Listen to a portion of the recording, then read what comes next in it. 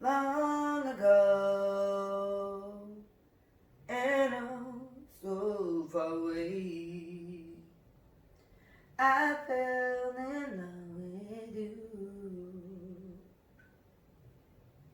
before the second show. Alright.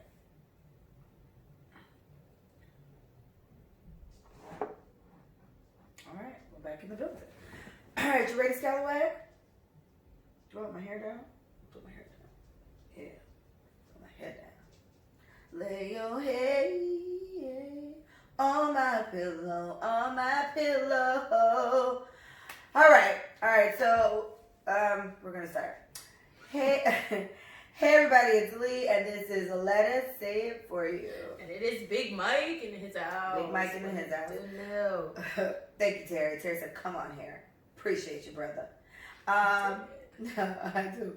So, we just did a little snippet before this on Kobe Bryant. Today is January 26th, and he passed away earlier this morning, along with his daughter, Gigi, and apparently 6 other people. 7?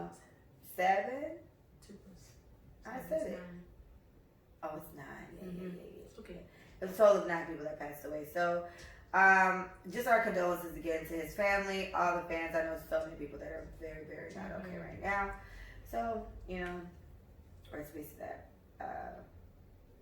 I had to turn TV off because they keep showing the really big man crying, and it really messes with me. I cry every time. So, we had to turn TV off. But, yeah. So, okay.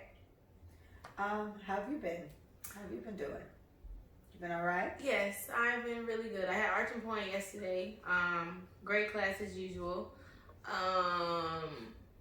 Life is good, Had a parent-teacher conference with one of my students. I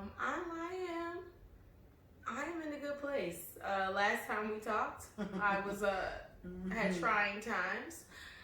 But everything is like it always does, is, looking up, and things are getting back on track and on my regular scheduled program, which is amazingness all the time. So, yeah, I'm good. And it's Kobe passing, it's just, it puts you in this frame of mind of what am I really doing? What am I doing and why am I doing it? So, everything is just really purpose driven. When you start thinking about death and how sudden it happens, you start thinking about you. And with all this happening, I'm just like, you ready for what your legacy is possibly going to be? Are you ready for that? So that's I'm in a reflective state of mind right now. That's a good way to put it. I'm in reflection. What about you? Well, I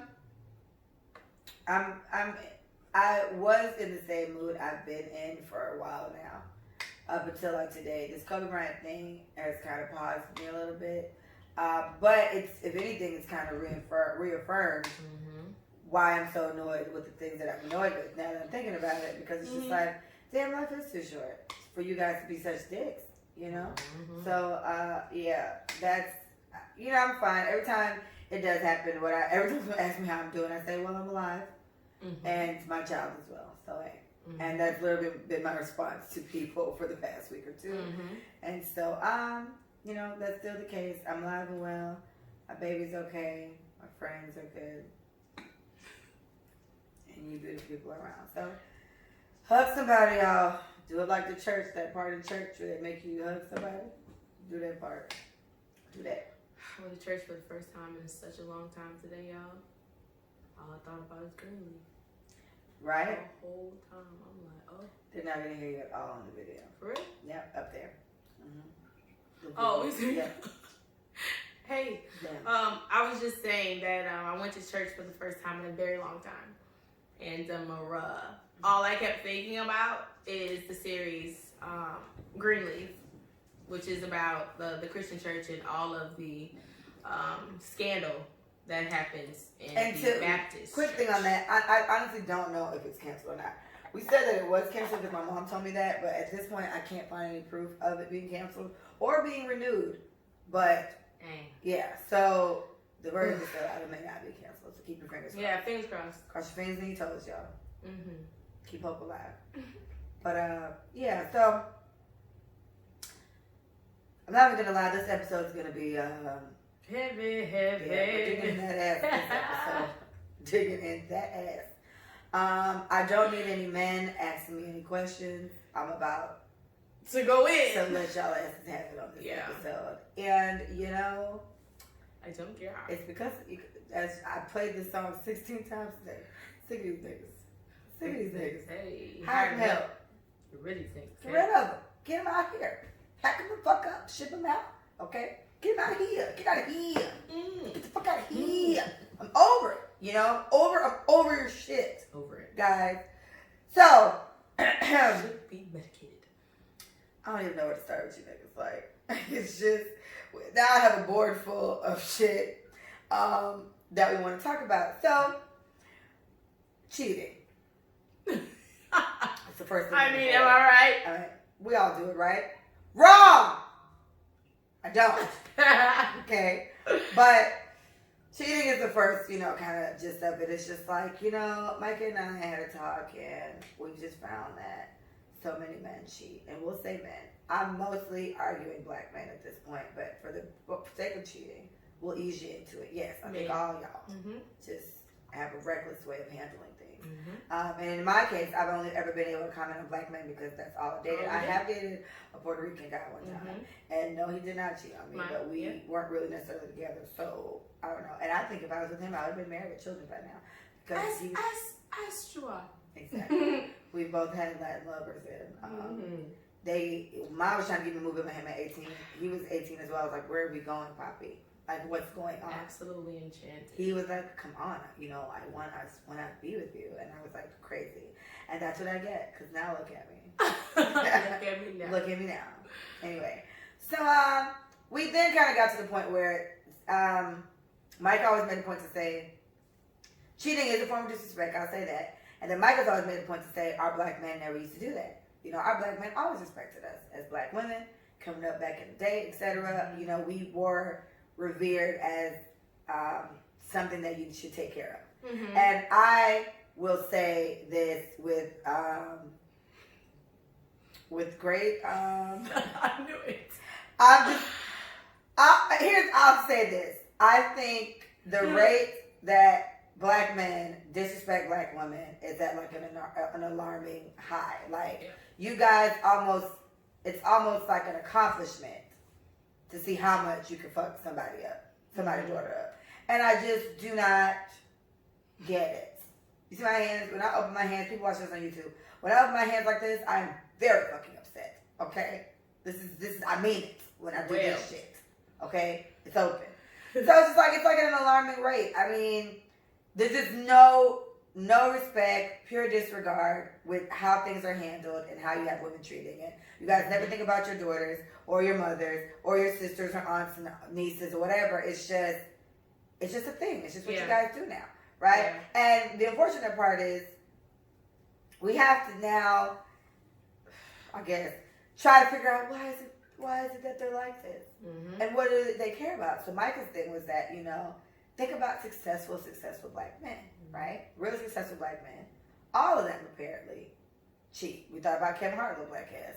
How he just can't get it right? Yeah. Cheating on both his wives at this point. And I don't think when he got caught the other day was the first time. I think that was his first time he got caught.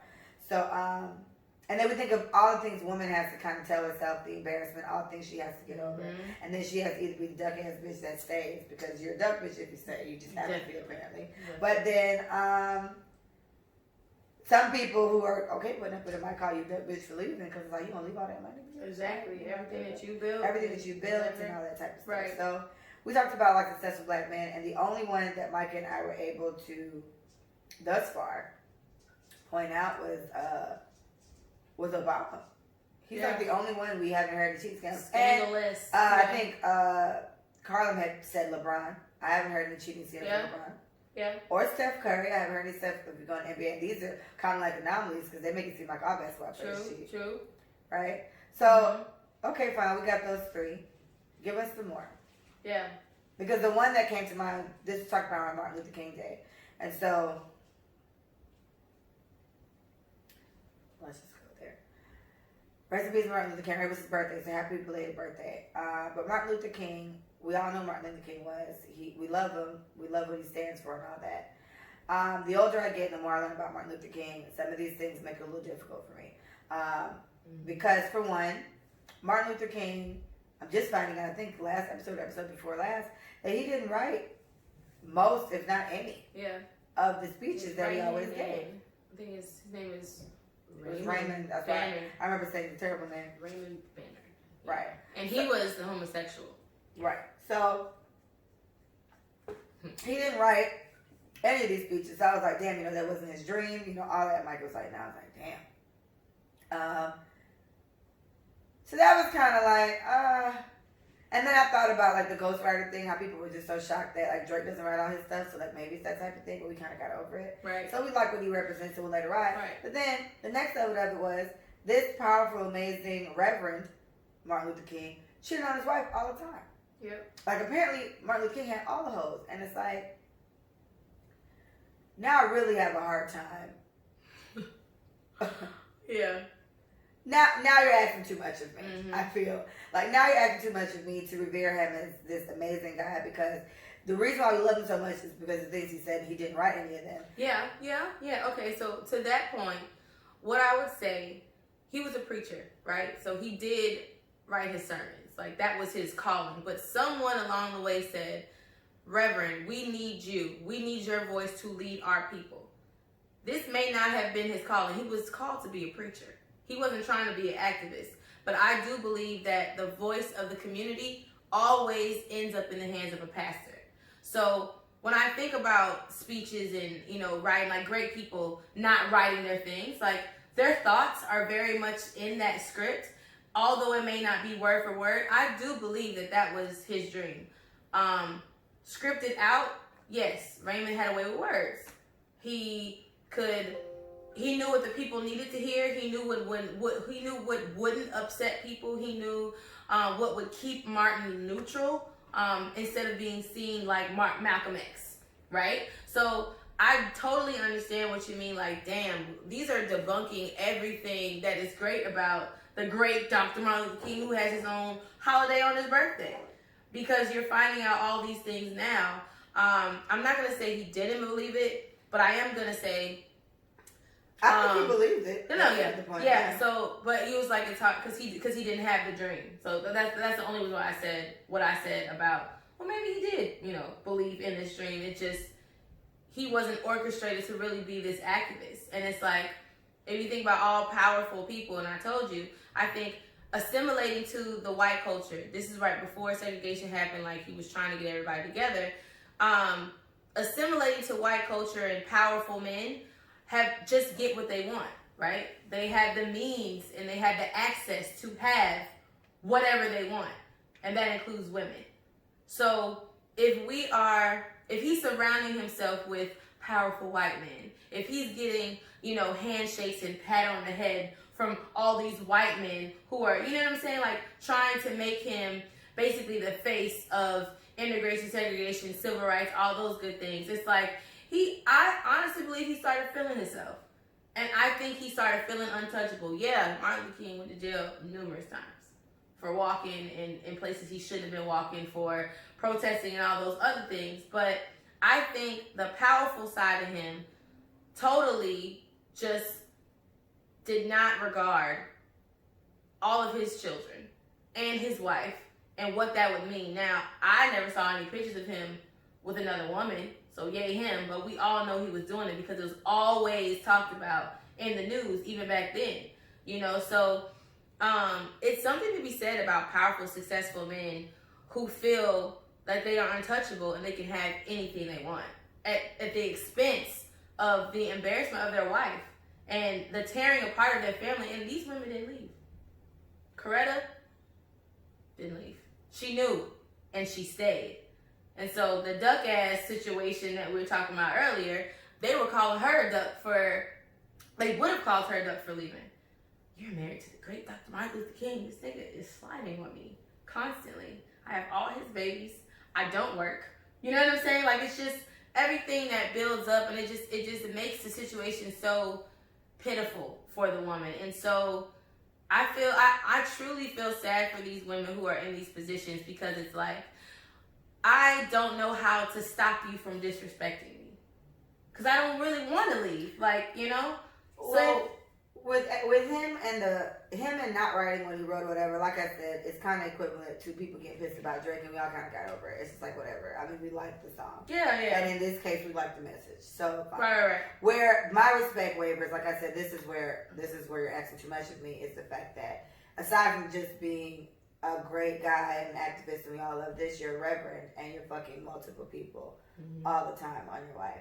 And this kind of just ties into, even the great Martin Luther King had no respect for his wife, because that's what I take it as. And I'm sure if he wasn't, I'm sure he begged to differ. I'm sure somebody else, of course he loved Coretta, of course he respects Coretta. How the fuck? He loves her, but respect is totally different. No, because, and then if anything, it makes it even worse because you're a reverend on top of that. So you're supposed to be a man of God, and I love how Christians always have a point to say things like, the devil's in the highest place and all that. And I'm like, okay, cool. So the devil goes in the highest place, and you're in the highest place, and you can't handle it, and you're supposed to be telling me how to handle it. Yeah. And you're fucking up. Yeah. And if you want to, we can just quickly go off to the Catholic Church and how many pastors or priests or whatever in there are fucking with them kids. Yeah. So it's just like, all right, this is where me and Micah really had to sit there and say, okay, well, how many successful black men do it? And it's like, damn, they don't exist. And then it's like, or I'm sure there are many more, because even just then I found Steph, and this is just assuming, that we've never heard anything. So as of right now, we can give him that. And then even that, we said, okay, I have a coworker that told me all men are going to cheat, but if he really loves you, you'll never find out, which I thought was crazy. But think about it that way, if that's the case. True, if he really loves you and respects you, and he's just going to be a dog regardless, he will make sure you're never embarrassed and you're never forced to be said duck. Yes. No matter what choice you make. They got their hoes in line. They will never call you. They will never leak anything. You will never get a message from an unknown woman explaining how much you do. None of that shit, because it is shit. It is despicable that these women, you men, gave this woman the feeling, the what is it? Authority, the power that she can literally blow your shit up, blow your whole spot up, because she's in her feelings about you spending too much damn time with your actual girlfriend. That's when shit like this usually pops off. He either told her we can't do this no more, or he keep telling her he gonna leave the girl and never leave the girl. So now she tired, and now she trying to make sure that the shit actually goes. It's vindictive. You know what I'm saying? Everything always comes down to I wrote it down at the bottom. I'll get back to that in a minute, because as of last night, I had a view on it, and I was just like, Anywho. All right, so everyone on social media, I'm sure you guys have seen this clip that's been going around. It's a very old-ass interview with a lady. I do not remember her name, nor the interviewer's name, but they were two black women. One had on a lovely little African-style hat. You know what? It was a hat. What I'm saying. She had a dashiki on her hat. I don't know what the hat is. But it's nice hat. It's a little top hat. Yeah, you know, like a high top one that hat. Ron used to wear in Different World. Very good. And Vincent Taylor, his son, used to wear all the time. His son wore. Oh, he killed him. And that vest. She had that on, and then the little snippet that all these men keep riding out. A lot of men have been sending it to me, and I'm just like, the next one is about to get cussed the fuck out. And the lady was basically like, it's never been in the black man's nature, or a black man have never had one woman in history. It's never been the case of the black man having one woman, or being only have one woman, and us black women were fine with that. Right. This is from the whites, and we got adapted to the way the white people are and how they do white things. Women want their men to be, and this is what we now expect, whatever. Right. So the interviewer was just like, sis, like, to the heart. Yeah, so you want me to just be okay with this? She's like, I'm not telling you to be okay with it. I'm telling you this is how it was. Black men always had multiple women, and black women were always fine with it. So there's no history. That's what she kept saying. There's no history of black men being faithful, having one woman. Yes. Yeah. Because it wasn't cheating then, right? Yeah. It was a way of life. It was a way of life. So everyone's saying this to me, and I'm just like, I don't care. Like, when I got it the first one, I was like, I don't care. Okay. And then I was asked again. Someone said it again, like Paige ended up saying it in the group chat again, and then Terry said something about it, and I kind of went off. I kind of went off just a little bit, because it was just like, why that bothers me so much is that black men these days, we're talking about them, they don't even need much of an excuse to cheat. I have close guy friends that have given me, Terry being one of them, just examples of a man being extremely fucking happy with his woman and still fucking. I got one that said even if he's madly in love with this girl and by circumstances out of his control, these are his exact words, he's forced to cheat. He's just gonna make sure she has, like I said, the finest linens and all of that type of shit. Yeah. So it's just like, but you love this bitch. Why not just be faithful? Why is it so difficult for you? Yeah. And no guy seems to have a good explanation. It's always like you just don't understand. So my exact thing was that this doesn't do anything for our culture now. Because this isn't the case. This is disrespectful now. Mm-hmm. I said back then when men had multiple women, black men had multiple women, this was the way of life for them then. Mm-hmm. And these women knew this and were fine with this. Yeah. Right? Unless the bitch tells you today, I'm definitely down with me and Micah being sister wives, whatever the fuck, you're disrespecting me. Yeah, because you signed up for monogamy. You signed up for me and you. You said I'm committed to you. And I said the reason why this post is pissing me off so much, that so many black men are passing it around, is because the nerve of you to try to justify why the fuck you do disrespectful things you do when this has nothing to do with you. You don't know this life. Nothing. This is none of that. And it's also kind of like, you know, we're back in Africa and all this. You don't represent any other shit that we used to do back in Africa. How much shit we used to do back in Africa that your black ass don't do? Right. But you want to pick up the habit of having multiple women? Yeah. And honestly, baby, you can. As long as she knows that. Yeah. Tell her we're signing up for a situation. We got a homeboy that straight up said, whatever girl he's with gotta like girls too. Like they about to have a whole polygamous relationship out here. I have no problem with that if that's what the fuck she agrees to. For, yeah. But you making the choice to disrespect the woman because that's essentially all it is. Yeah. Stop sending me that fucking post. That shit needs to be removed at this point because all it's doing is supporting why disrespect is still happening today. And that's what it is now. Back then it wasn't that. Back then it was the way of life. So if you want to take it back to what the woman was saying, because I've seen her on numerous things. I don't know if anybody's familiar with Hidden Colors. Hidden Colors is a series. It's like 4. I'm waiting on Hidden Colors 5. Umar Johnson is a primary person on there. Nasheed Raheem, something like that, is on there. Just a lot of African American people who have dedicated their lives to African American studies, African studies, West African studies. They know everything about everything that has to do with the original Moors, everything. So I've heard this woman on many occasions talk about a lot of things because this is her life's work. But she does, right? She wrote a whole book about it. But her plight is understanding the black man. So, like Leah said, you don't care about slavery, right? These men who are actually being justified, they're justifying their actions with this clip. Know nothing about what she talks about of why the black man does what they do. You do not know the psychological things that black men went through slavery, how it was passed down, like post-traumatic slave syndrome. You don't know nothing about that because you don't care. But the moment somebody hops on your wagon to be disrespectful and actually grants you access because in the history we ain't never been blah, blah, blah, but you know, that's right. That's where I get it from. Hell no, that's not where you get it from. You know what I'm saying? You were taught otherwise because you were raised by someone in a society that says one man, one woman, we get married, we have kids together. Anything else outside of that is adultery. Half these niggas, and half of these niggas are Christians. So religion also backs up the idea of being an adulterer. So it is a commandment. So if you really want to take it there, F what this lady is saying. What does your God say?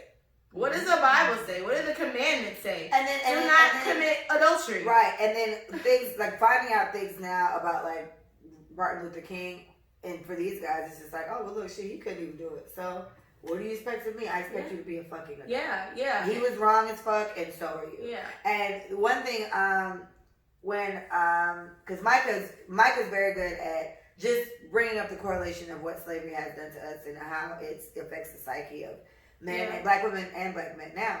And one thing, when we talked about this, I think, on the last episode or one before, where Lonnie Love on The Real made the whole point about, you know, apparently came up from talking about Kevin Hart's cheating, but that she said most black men don't know how to be faithful, and she does go back to the systematic things that happened to us in slavery, and all this kind of trickles down to this, the black family never being strong and all that. Mm-hmm. And so my thing is like, okay, while I understand that to a certain extent, along the lines of cheating, I don't agree. Only because These niggas don't know nothing. Some of these niggas that's doing this don't know shit about what happened to slavery. don't. They don't know what the fuck the Middle Passage is. They don't know. Just nothing. Yeah. Nothing. They don't know how long the shit lasted, how bad it was. So I refuse to let them, these particular bunch of guys, use slavery as an excuse for why they're disrespecting women. Disrespect is disrespect. Yeah. And you know it's wrong when you're doing it, but you care more about yourself in that moment and getting the nut. And then when you're done, you feel terrible if you do. Some don't. But when you're done, the ones, I know a few that actually feel really fucking bad if they do it. And it's just like, so this is literally, this is like the definition of insanity. You're doing some shit that you know you have no business doing and you shouldn't do, and a small part of you doesn't want to. It sounds like selfishness. You just do what the fuck you want to do. So I'm not going to let any black man use slavery and what happened as an excuse for why they do what they do. Because what I said to Michael was, the ones who do actually know about our history like that, and do actually know what this lady's talking about black men having one woman and all this, and do know all these systematic things, these are the ones that tend to actually respect their women. Because the point is, I know what the fuck we've been through, and we need to have a strong black home. And the ones who do actually know this and are informed tend to be the ones that treat their women better, as opposed to the ones that use that shit as an excuse and know nothing about it. So again, to me, it's like adding insult to injury. It's like, get the fuck out of my face right now. And so when I'm thinking about, slavery and all that, because my mom and I have very deep conversations about, where we are as a people now and where we were. The black family in America, so the Middle Passage, all the slaves, slave masters, selling children, selling wives, selling husbands, selling people, both sexes, male and female, because they couldn't even get married legally as slaves. But what they used men for was for sex, right? So the idea of the West African slave coming into this European westernized civilization, he was only used for sex. That's all you're good for. Lay the pipe, get her pregnant. We're going to transport you to the next woman to do the same thing. And in some cases, we'll let you do your mom, but we'll put a bag over her head so you don't know it's her. So it's like, what I know about the trauma that black men have, right? And yes, to some degree, trauma is passed down. Like, I think they have studies of that being trauma, some type of trauma being passed down generation to generation. But what me and Leah talked about, yes, you were used as a sex symbol. Women, black women, we don't respect ourselves because we're always over sexualized, right? So you got every woman on Instagram either showing her ass or not having on clothes or walking out or just being very provocative in the way we dress, blah, blah, blah. We can literally put everything that we do today and say it was an excuse about what happened with slavery. But like you said, these people don't know that. And because I know that, I have a sensitivity to it, but I'm not justifying why you can't act right because you know better. You know better. No one has to tell you that cheating is wrong, because cheating is probably the top thing everybody talks about in every single conversation they had. Cheating is in every household. Black, white, Spanish, whatever. Everybody knows when you have a girlfriend or a boyfriend, the moment you sleep with, date, kiss, lick, whatever, you have literally stepped out on your monogamous relationship. And if you can't tell this person, your ass is a cheater. If you can't say, I met up with such and such today and we had drinks and oh yeah, I went to his house. If you can't tell your nigga that, then you probably are cheating. No, you are cheating. Yeah. If you can't share what you're doing with your partner that involves another person, you are probably cheating. So keep that in mind. A kiss, a lick, if it's a mistake, it's funny. But if it's a mistake, right? It's a mistake. Somebody kisses you. Oh my God, I gotta tell my boyfriend. If you're that type of person, you told your boyfriend that happened when you was in high school, because it was like, I didn't intend for this to happen, but I damn sure didn't stop it. But this is wrong. So, you know what? Break up with me, because I broke up with him. I was like, I can't be with you. I'm a cheater. I loved you. I could never let this happen. Yeah, and so if you think about, and it's very minute, and he kissed you and you didn't stop. Yeah. So technically, you didn't seek that. That wasn't something that you went after. Put it on me. Right? But he did. He was like, oh. So my thing is, if you can't tell your partner what you did, it's probably wrong and you're probably cheating. But you know better. And so everybody that's trying to use this video who doesn't know anything about post-traumatic slave syndrome, because I'm pretty sure you don't, if you're trying to get woke down, you need to understand at the end of the day, bro, monogamy has been around for the past 100 and some years. Mind you, this is something me and Micah have had a few times. Every time she says it, I get mad, but she's the point. Micah's like, monogamy is it's a new concept. But how old are we? That's exactly what I'm 30. Every single time. That we're 30 something, we're 20, whatever. Right. And everybody who's doing this, there's a lot of shit that just came around, and we do it with no problem because that's what we do now. That's what we do now. So, and again, we're telling everyone out there, all the men out there that just can't have one woman. There's this thing called being single. You can try that, and you can literally fuck as many as you please. Yeah. There's also a thing called monogamy. I mean, not monogamy, polygamy. You can kind of get women to kind of sign up to just be. Yeah. And a lot of women are down for that. There's open relationships. Some people have things like that where I don't know, there's rules. I guess you make the rules you want, but the open part means you can kind of fuck somebody else. There's ways around it. I can never respect a man that decides to pick a woman that they know just, wants that one situation. Mm-hmm. Give her allegedly a monogamous relationship and then drag her through the mud. There's so many ways that can affect a woman, whether she is super, super strong or super, super weak. There's so many ways that type of thing can damage a woman. And as a black man, I just feel like, at what point do you guys get a sense of pride to feel like, I need to protect this. I need to protect her. Mm-hmm. Because, shit, she already has enough happening, right? Mm-hmm. And it's like black men are already treated so bad, and black men are already so low on the fucking totem pole, and we're still under that. We're under you after that. Right. So we're looking to you to be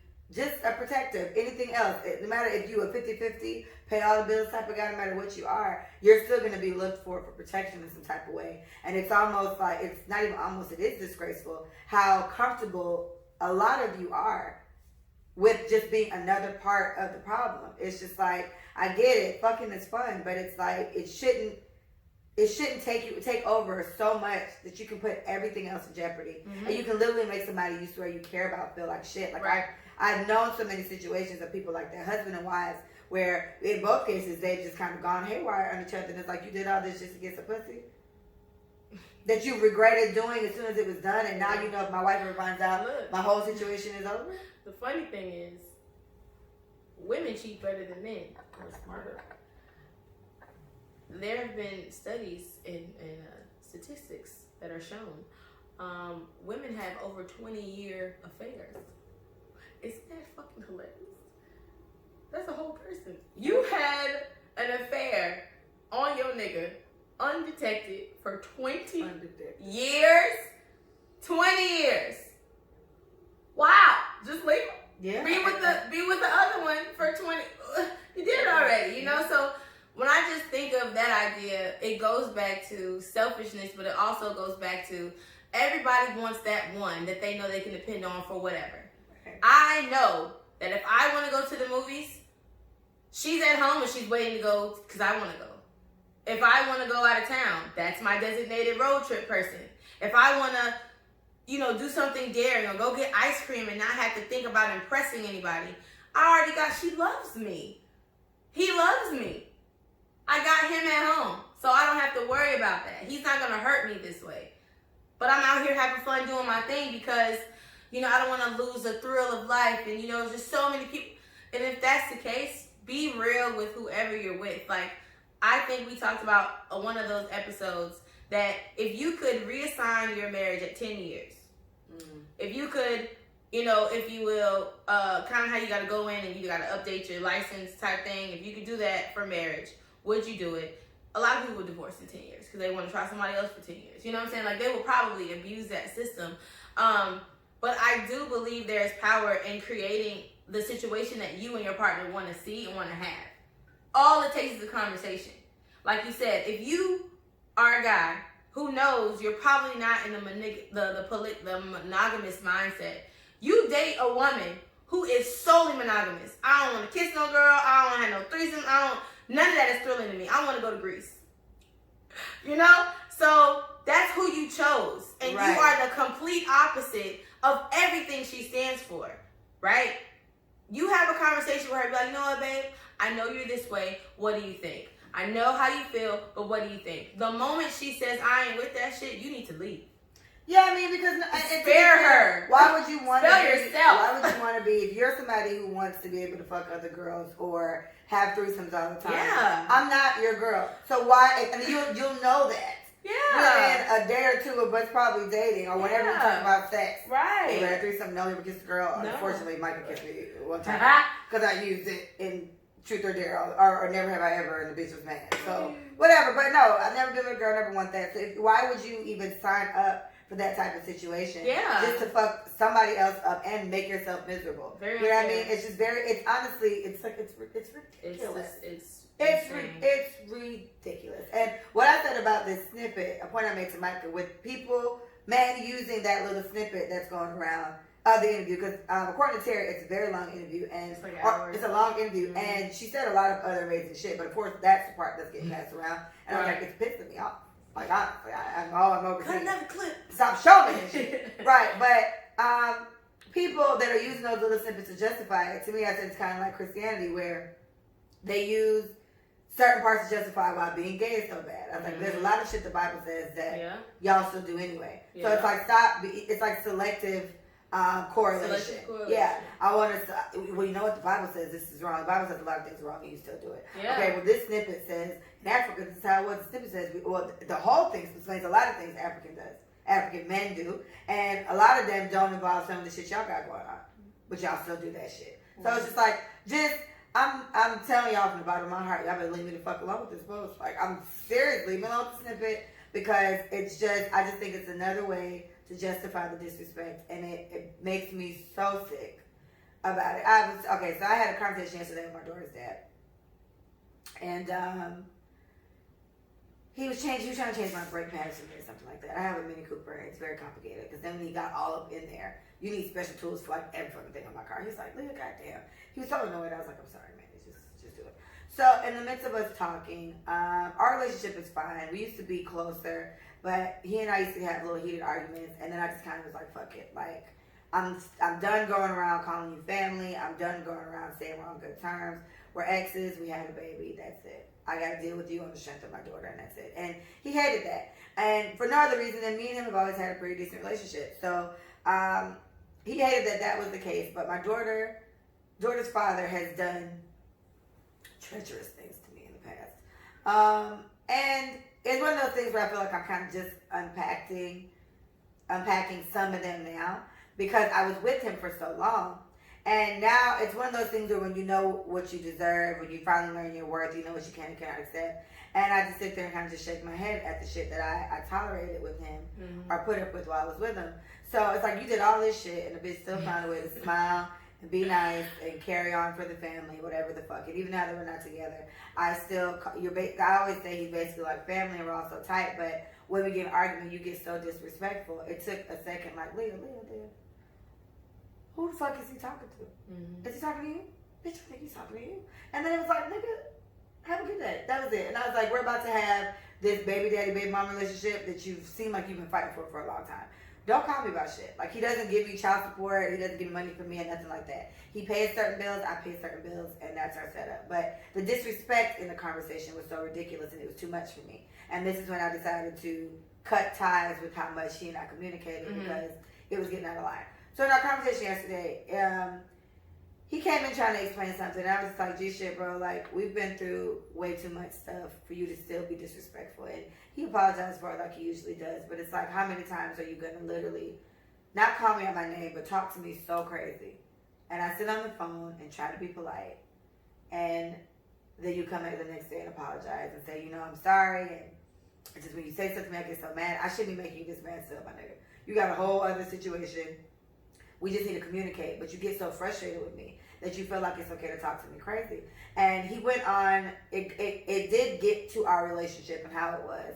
And I was just like, when I sit back and think about shit like that also kind of aids in why I don't even care to have a further relationship with you. I feel like I'm almost disrespecting myself by trying so hard to keep shit super duper simple when you aren't even making an effort to do that. You sit here and talking to me crazy. And then on top of that, you was a trash ass nigga. Yeah. So he goes on to apologize again and kind of explain, like, I know, like, I know I was fucked up or whatever, and I know I put you through a whole bunch of shit, and you know, I always be sorry for that. You know, you never deserve that shit for sure. And he would always tell me, you know, he asked me what are 2 things I always tell you, and what he would always say to me is, he would tell me I'm the most loyal person I know, and he would tell me I can't expect people to treat me the way I would treat them. And that's honestly everyone kind of needs to take that one for sure. You can't expect people to do shit the way you do it. And I've learned those, I wouldn't say the hard way, but I've just learned them over and over again throughout my life. So he went on to explain just the cheating thing, and then he kind of got to, you just don't understand, like, it's just so difficult. So I told him, I was like, me and Micah were always so disappointed in you because you're so attractive. So it's like, we would just assume, how much vagina do you need? You've had it all, man. You're like, God damn, why do you have to do all this? And he was just like, it's not that good. It just be like, man, you never know what you're going to get. And me and him used to play Call of Duty all the time. So if you play Call of Duty Black Ops, you know when you play zombies, there's that box with the guns, the mystery box. So you go in it, and it'll wind up, and then whatever you get you don't know what gun you'll get. So he was like, it's almost like the mystery box. Like, you don't know what you're going to get. Like, sometimes it's good pussy, sometimes bad pussy. Sometimes she got really good head. Sometimes, like, maybe she's an aggressive rider or something, like, whatever, you know. But he was like, you never know what you're going to get. And he was like, it took him a while to get to the point where he realized, I have to stop, you know, doing it like this. Like, this bitch can't take it. You know what I mean? And I was just like, bitch, like, I almost like, get the fuck up and just leave a tire off the fucking car. Like, fuck, cut the fuck shit. Get out of here. But he, you know, owns up to the disrespect and things he's done to me, and he's done this before. But it was just like, my nigga, I don't care. I can never hate the guy. Love Manny dearly, always will. He is essentially family, but I just felt like, you know what? Fuck you, sir. Like, get the fuck out of here. Like, fuck out of here. Like, you were terrible. So, he was terrible. But those healing conversations, I guess, because that's what it was an attempt to be like a healing conversation. While he was trying to take my break off my tire thing, it wouldn't come off. It was hilarious. It was just like, that's good and all, but it took him years to come to that realization that I'm being a terrible person to the mother of my child, and maybe I should stop. Anyway, guys, I'm just telling you, man, it's very sad. This is how I'll sum this one up again. It's very sad to know that there is no regard for us. Guys that I know and I respect, this is probably the only thing I don't respect about them, because some of the main guys I talk to, they don't even have valid explanations as to why they disrespect the woman that they care about, or why they be still motivated to do that or whatever. It's like, I'm not saying sex isn't fun, but it's just sex. Sex is worth losing your wife or losing your family, not being able to see your kids or having to see your kids on schedules. It's just like, it's not worth that. And it's very sad that all guys, I wouldn't say black men, but in my case that's all dated, but that all guys would really put so much in jeopardy just to get your dick wet. But you know, I also think about the way women are made, the way men are made. Men being the logical ones, which sometimes I don't get it, but they lead with logic and we lead with emotion. This is who we are.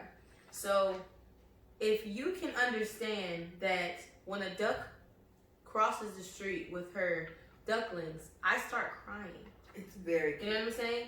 They're oh my God. Motherhood. Look at the mom. Children. The babies. I'm crying, right? You know that about me, right? You know that I'm emotional.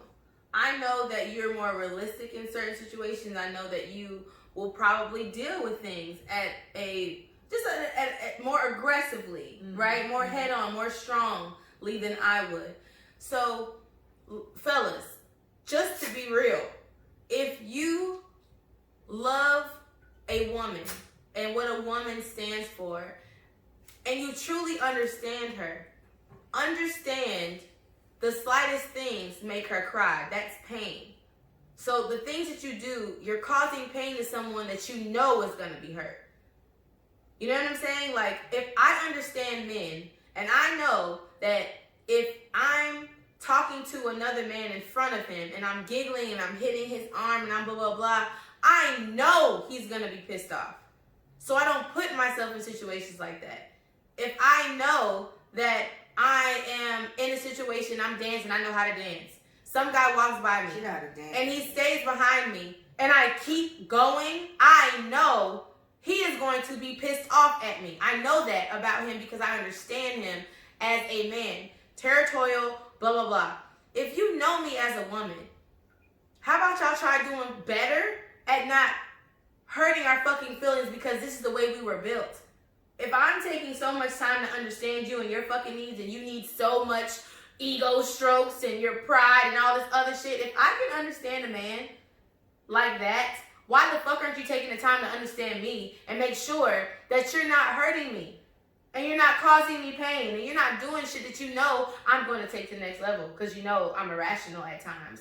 Because I could be my fucking period. I'm overthink the fuck out You of may that think, situation. you may know about me that I am over analytical, and you may know that I think too goddamn much about shit I shouldn't be thinking about.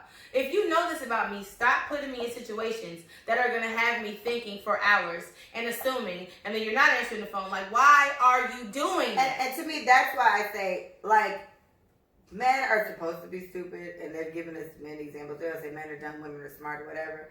But y'all not that fucking stupid. No. You know you got a girlfriend that cries every time a commercial comes up, right? So You know if you don't pick up the phone a certain amount of time, she's either gonna probably jump to some conclusion, or maybe she thinks you're fucking dead or something. Like maybe I've literally called the hospital.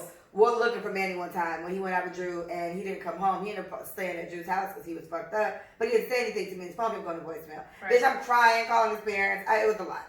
So you know you got a woman that does stuff like this, and then on top of that, you literally are, because it's again, I just think it goes back to selfishness. It's you being so selfish and so concerned with getting your dick wet by something new. As men would say, it's just new pussy. You just don't know. You just don't know what it's the capacity of care has got to change. You know this, and that's why I my cry out, if you will, is for respect. Just get to the point where you just feel like I need to respect this woman. I need to protect this woman. You know what I mean? There's a certain way most guys, I would say good parents, they protect their children, you know, because they feel like this is something that I love and I should make sure it's safe. Mm-hmm. I'd like black men to almost get that level of protection, that level of care towards black women. Yeah. Because it's just like, you know, as a black man, I should make sure she's okay. As a black man, I don't want to be a cause of what she already has to deal with. And it's like, I don't understand why they don't get it, but I think maybe it'll help if they just think that way more often. Like I said, some of the guys that I do actually love and respect and all that, that's probably one thing I can't say I respect about them, because they don't necessarily have much of an explanation either. They just say, yeah, I mean, but you know, it's new pussy. It's like you don't care, man. We don't have a lot of strong men teaching men to be strong. So if I have to give some type of understanding to this ridiculous shit, almost none of us are raised by men.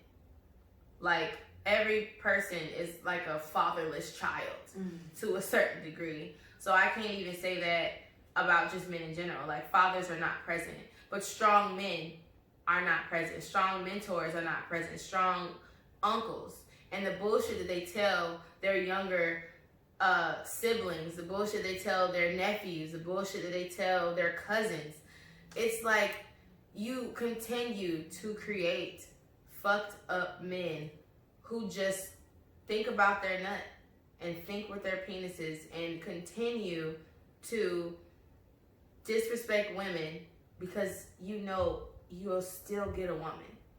I can trash 25 women in my whole life, but I am going to end up with the one. With a wife anyway. With a wife anyway, who's going to love me and cherish me and take care of my old ass when I get older than her and sicker than her, because women live longer than men. So she'll probably be wiping that ass. And the older men get, it's this more realization that I have to get closer to. Oh my God, I have to love her. I have to cherish her. I have to marry her. Bitch, you're 55. Life is over. And your dick does not work properly anymore. Now you gotta get Cialis and Viagra. And although you can have children, although your life can still continue in another form, like although you can still breathe, you're worthless to a certain extent when you get that age. So I think men start caring about that shit when they get old and they need a bitch to take care of them. Almost like seeking a mother in a woman. oh, she's gonna take care of me. She's gonna do the basic needs for me. She's gonna make sure I do this. She's gonna make sure I don't gain weight. She's gonna make sure that I lose my gut. She's gonna make sure I don't eat the wrong things. Like, just, I think about everything that women contribute to men's lives, and y'all don't contribute that much to ours. And there's something to be said about that. You should want to contribute way more than what the world thinks you contribute to a woman's life. Right. Because right now that shit is piss poor. It's dick. Piss poor. It's dick and it's fucking headache. And security. Oh, yeah, that's it. That's dick and security. And I'm not talking about, you know, the men who have respected their women. Obama, fuck with you, bro. As far as we know, you have held up your side of the bargain when it comes to marriage and family. And this is all we know. We do not know these people personally. Yeah, maybe Obama was a hoe in like college. And he was fine with and he smoked weed. He was a fun guy. He was a Harvard weed smoker. But yeah, so that's he's a Harvard sweet talker. Oh no, a Harvard weed smoker. And maybe he was a slick shooter or something like that. Straight shooter. Straight shooter. So yeah, that's all I wanted to say. Men, stop just, you know, letting the narrative of you only being good for a good dick and a headache and security. Gotta put that in there. Good dick and good time. Being your story. You gotta want more. I know you have it in you, bro. You gotta want more. And maybe we fucked you up with making you think that. You tell a kid how stupid he is since day one, he gonna grow up thinking he's stupid. So all you growing up thinking that you good for dick and hurting women. How about you change that? But you cut the fuck out. Change it. Change it. I urge you to. Alright, I'm sick of you. Alright. Really? Okay. Now we're gonna talk about those men's. Alright, so Michael wants to talk about sexual harassment. Let's do it. Go. Is it working? It's work. Do it again. Is it working? Yes, it's working. Okay. So I wanted to touch on sexual harassment. I was watching a show on Netflix called Sex Education. If you have not tuned in, yes, it is based in the UK and it is hilarious. Not sure what your genres are, what you're looking for. I urge you to expose yourself to other types of shows because you learn shit. And conversations are different and your thought process is different. It's all about perspective, right? So, sexual harassment is so prominent in a woman's life. From the ripe age of 12, when we start growing breasts and we start looking different to our peers, which are the boys, I experienced my first sexual harassment assault when I was in 8th grade. First year in public school, I was walking home from school. It was picture day. I had my book bag on. I had a jersey dress on. Remember those? I had a blue jersey dress on, and it had New York on it. And I had braids going back, and I had my braces in. Cute. I was super cute. It was so cute. I was such a brown chocolatey goodness. It was so cute. Chocolate drop. So I'm walking home, and this nigga named Ricky. Damn, Ricky. Runs up behind me and slaps my ass. Now, I have always been a strong athlete. I ran after him, caught him, dragged him by his book bag, threw him on the floor, and kicked him. And I said, don't ever touch me like that again. He's literally, I'm sorry, Michael, please stop. Like, I'm so sorry. Like, it was panic all over his face. It's probably because I ran fast enough to catch him. He probably was shook. But experiencing that at 13, being touched on my ass by a guy that I did not like, respect, barely know, and he just thought that shit was okay. So many of us go through these little situations. They start young for a lot of us, but the show showed a girl, they're in high school in the UK. She takes the bus to school, and it's like miles to get to school because I think about the Netherlands because it's so like vast and like grassy. But think about a very like large place where you have to like travel more than just 15, 20 minutes down the street. This is like an hour trek, essentially. So she gets on this bus. She's standing up. It's crowded. This man is literally wanking. They call jacking off wanking. I think it's hilarious. He's jacking off directly behind her. She said, what? Are you? Oh my God. And then he comes on her pants. She gets off the bus and it's on her pants. So she's like, okay. And this is the type of girl that's ditzy. Like, she makes excuses for things. She's not the smartest. So they were trying to portray her as someone that would just, let it go. Like, whatever. Well, maybe he was excited. Maybe I'm really pretty. Like, she was trying to do that before her friend, who is super social justice and just doing the right thing and making sure people get what they deserve. That's her best friend. So she was like, today's my birthday and I want to go to the police and file this report. She's like, no, it's too much. We don't even know what he looks like, blah, blah, blah. Like, I just want you to have a good day. I made you a cake, blah, blah, blah. She was like, no, what would make me happy is we report this scumbag for doing that to you. And so she's like, well, he didn't touch me. Like, he was just whatever. There's nut on your pants. But it is semen on your pants. We can find who it is because of DNA. His semen is on your pants. And so she was like, fine. So they go to the police office, sit her down. The questions that the police officer was asking was, did you think he was attractive when he got on the bus? The next question was, so how close were you when he did this? Her friend stopped the police officer. She was like, excuse me, are you implying that she's the fucking reason that he wanked on her pants? Is that what you're doing? She was, and then the girl starts getting overwhelmed because it's like, did I perpetuate him to do that to me? Like, what?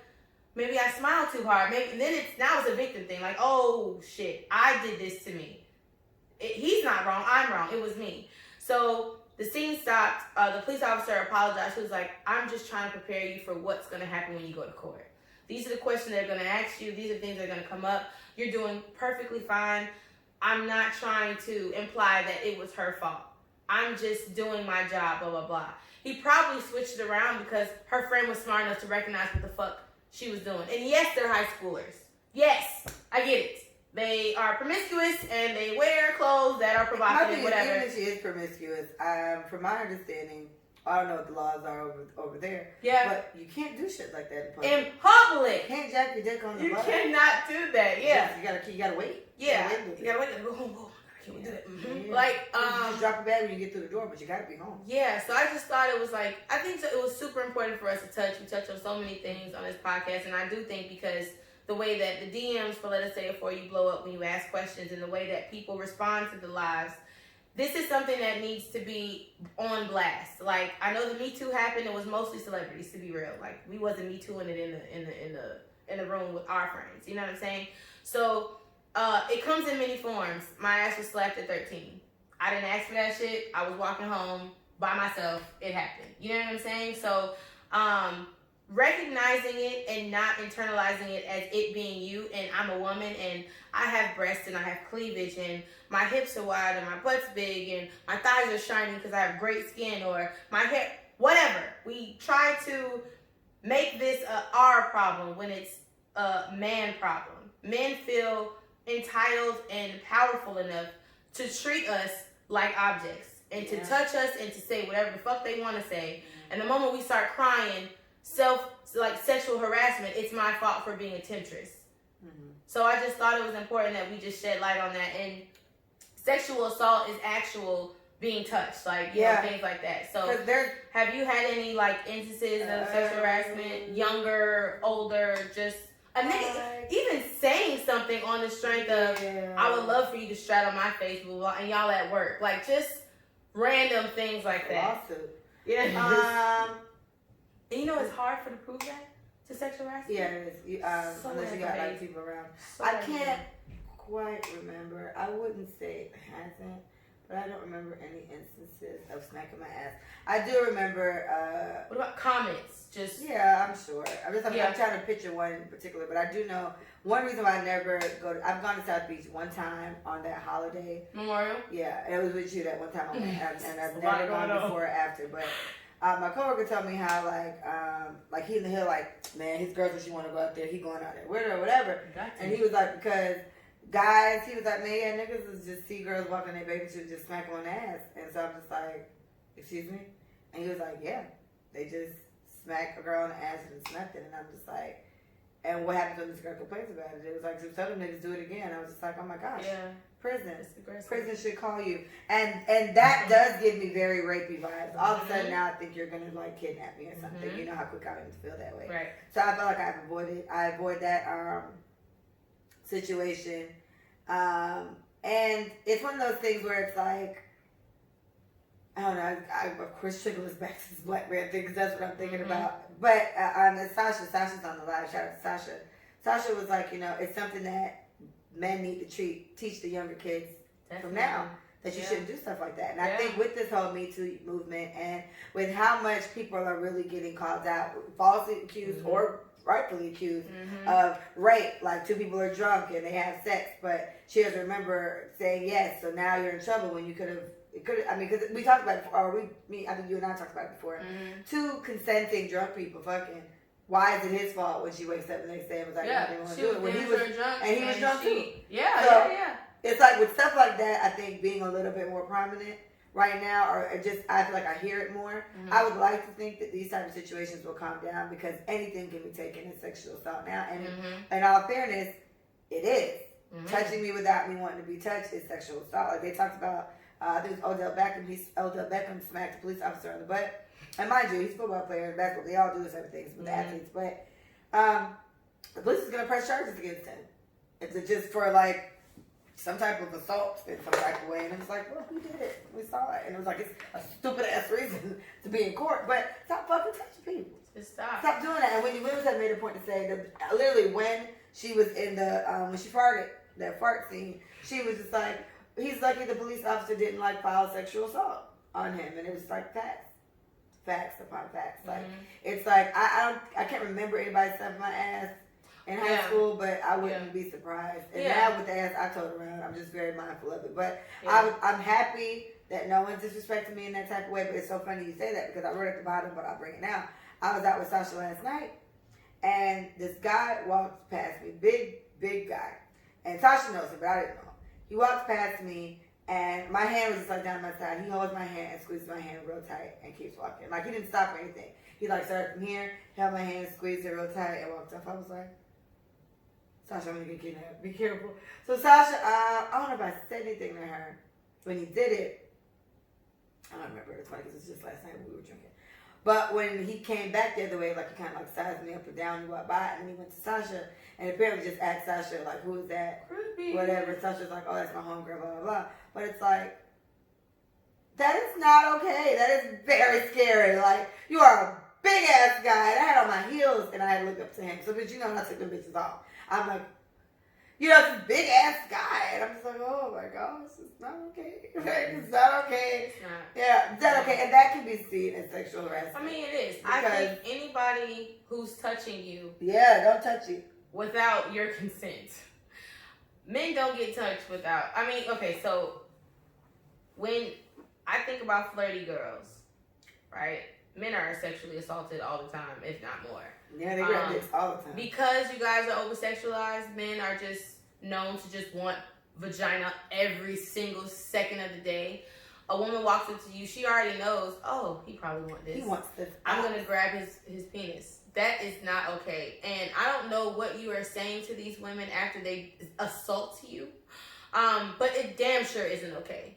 No one should be able to walk up to you and touch your private parts. That is not okay. So we're around here thinking like, oh yeah, that was a flirty gesture. She wants the dick. Oh, clearly. Oh yeah, he wants me because no, that shit is not okay. Touching people in a sexual way is not okay. It's just not. So I want people to get out the idea that shit's normal and it's attractive and it's flirty. There's nothing flirty about someone complimenting you by smacking you on your ass or walking up to you and staring at your titties while you're talking. Like, just very, these things are so simple. I just think about how many times I've had to, and I don't even have enormous breasts, like any sign of cleavage, guys looking down at me, I'm talking, and he's looking, I'm like, oh, you know, I mean, you look good. Yeah, and I feel like a piece of meat. Please walk away. Like, and he doesn't, and that was his attempt to try to get to me. and you just failed by that one thing that you thought I was going to be turned on by. So I do agree that. Yeah, because it's like, come on, dork, you never seen. Yeah, like I'm feeling good. Like I know I'm not saying you can't look that. Yeah, but like it's like I'm not saying that, but I just thought when it comes to being assaulted, people take that shit so lightly sometimes, and it's a serious thing. Get arrested. Right, men and women get assaulted every day, but women are literally on the radar for our safety. Niggas is kidnapping us and throwing us in cars because of our vaginas and what it's worth to men who don't get vagina on the regular because they may not be attractive and they may not know what to say. Some rich sick ones that just like to take over power. They like those type of situations. They like having sex with the woman screaming and begging for them to stop. Fetishes and all that disgusting like that shit is a lot more common than you would even imagine. I agree. So like you guys. So recognizing the signs is also something I think even in relationships, like I'm not gonna reveal this. One of our friends was telling me when she was in a situation with her boyfriend, they were doing it and it was hurting and she told him to stop and he didn't. And so she's like, stop.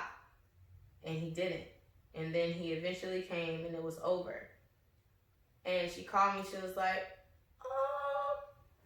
I don't know if this is right because I was hurting. And I love him. He's my boyfriend, blah, blah, blah.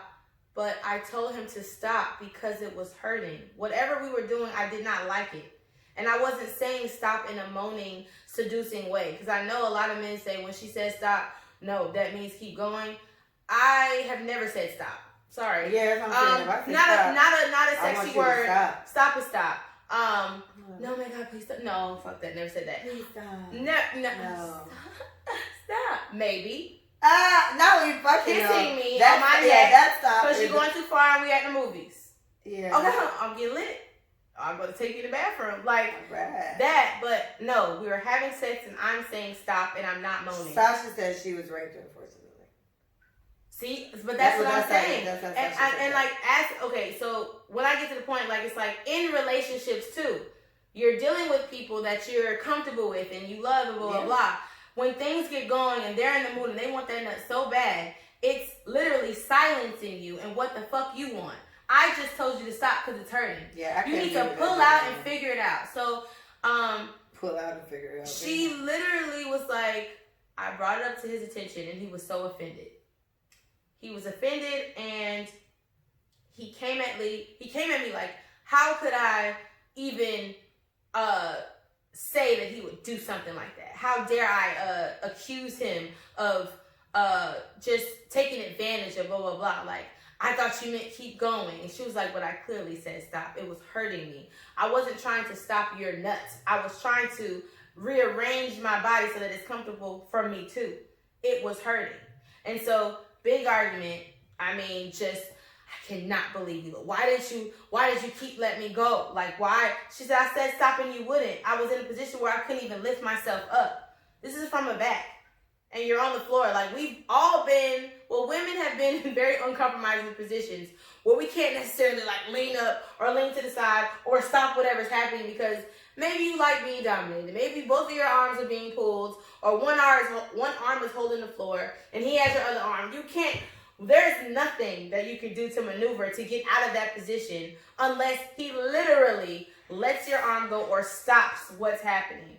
And so, I thought, that is a sign of clear disrespect to the way that you're feeling and your sexual pleasures and what you think is okay and how far you should go. When I fucking say stop, you need to stop. Mm-hmm. And so boyfriends, girlfriends, I don't give a fuck how much you love this person. Stop means stop. So recognizing that as a sign, Leah just said I couldn't talk to him no more. I told her, I was like, we would have been fucked up for a while. Because the way that my head is going, it's like, did you get off? Because I kept saying stop. What kind of sick, you know what I'm saying? Like, I would have went there. And so, they're okay now, and it's never happened again. But he didn't understand the severity of it until she brought it to attention. That's what I'm thinking. Because she said, should I say something? I said, fuck yes, you should say something. I don't see why you would not. If anything would happen again. I said it's low-key rape. Like, it is. Very like, rapey. It's very rapey, and it's harassment, and it's assault. So it's everything in one, you know? So, they got through it, but I don't want y'all to think just because you're in love with this person and you're with this person that shit can't happen too. If you're in public and he's kissing you aggressively and you keep moving back and he keeps kissing you, he's assaulting you. Like, stop kissing me. I don't know what point you're trying to prove to these niggas. I'm yours. I love you. Stop shoving your tongue down my throat, and you know I don't like public display of affection. There's so many things that can just fall into this category. Y'all just need to be very cognizant of who you're dating, and they need to be respecting what you're saying. I was about to go back. This sounds like my beginning thing about just the respect thing. In that case, that would be uncomfortable for me because it's just like, I'm like your boo. Why would you want me to not enjoy this? Because if anything, me giving up the pussy would have took quite some time after that. I don't want to give up the pussy now because you out here doing too much aggressive shit. Like, sex shouldn't be that type of experience, especially with how complicated it is for women to get orgasms half the fucking time anyway, especially if they're not with somebody they've been with for a while. We already got to decipher and crack the goddamn code to get it, and on top of that, you're making this shit hurt, nigga. I don't want that penis close to me. I don't even want it to. Don't even point it in my direction. There's a lot going on. All right, well, just be careful, everybody. Be aware of situations, and women and men, please be mindful of your inappropriate behavior. Recognize it's time. Yes. All right, I'm gonna skip those two and put them on a different episode because it's getting a little lengthy. Let me skip. Okay, let's go. That kind of goes with it. This match, these other ones match what we were just talking about, and then we can probably finish with the take back one. So last night I was out with Sasha, and that's true. Sasha said she blames porn too. That's a good point. Oh yeah. Yeah, think about porn. Yeah, a lot of getting excited. Watch this thing. You hit the Was thing. it me? It was you. Shit, I hope you just did it. I did. I just moved. Okay, that shit ain't recording a motherfucking thing over there.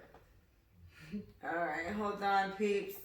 I think it was this cord. Technical difficulties. It is. You gotta just let it stay there because every time it wiggles, it unplugs itself. Oh, okay. And I want to move it off the couch. Sorry. Okay.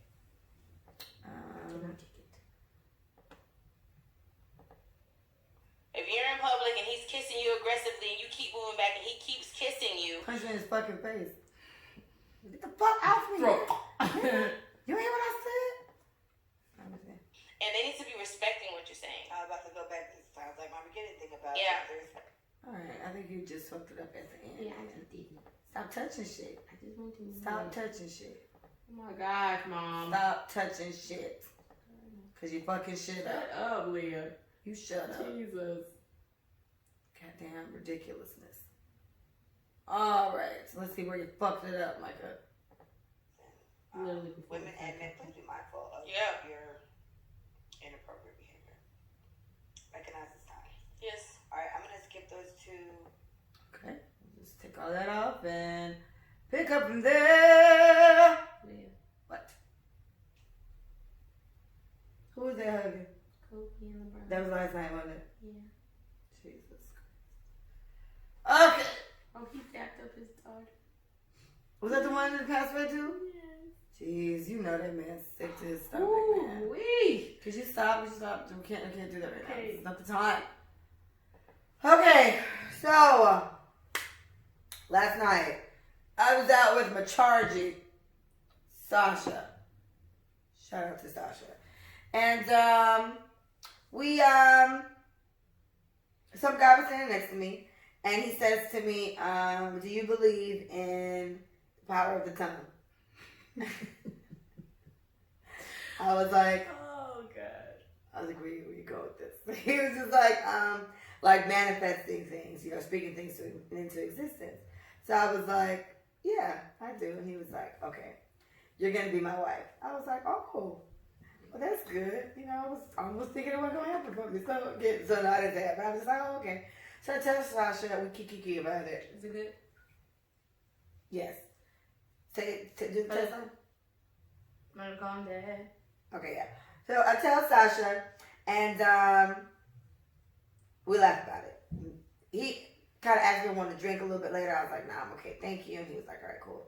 And he kind of stayed close to me, but he didn't try to dance on me or nothing. He was just kind of chill. I was like, all right. And then maybe like 20 minutes later, 30 minutes later, I see a lady with him, and she's like standing in front of him, like just standing there. Mm-hmm. The same way you at a club with your nigga, you just standing there. When your song come on, you probably been over. Otherwise, you just standing in front of him. And he's standing behind you, living his life. And I was like, I think that's his woman. And I was just like, these niggas ain't shit at all.